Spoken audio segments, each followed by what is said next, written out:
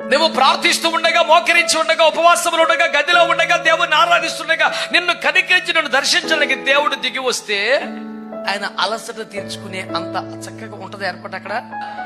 నీకు ఎంతసేపు దేవానికి స్తోత్రం స్తోత్రం స్తోత్రం స్తోత్రం స్తోత్రం ప్రభు, మరి ఉదయ కాలం ప్రభు నీ సన్నిధిలోకి వస్తున్నాను తండ్రి, మరి పనుల మీద బయటకు వెళ్తున్నాను తండ్రి, స్తోత్రం పరిచయం దయచేయి, కార్యాలు సఫలం చేయి, ముందుగా స్తోత్రంగా నువ్వు వెళ్ళు ప్రభు.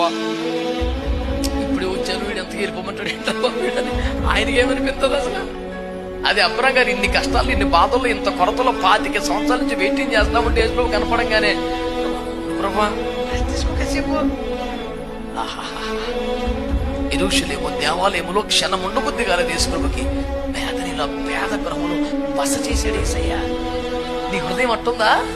నీ బ్రతుకట్టుందా? నేను నమ్ముతున్నా ఈరోజు కూడా చారిత్రాత్మకమైన ఘనతకి ఇచ్చిన మహాకోట్ల కొద్ది ఉన్న దేవాలయాల కంటే కొన్ని పేద గృహాలు యేసు ప్రభుకి ఇష్టంగా ఉన్నాయి.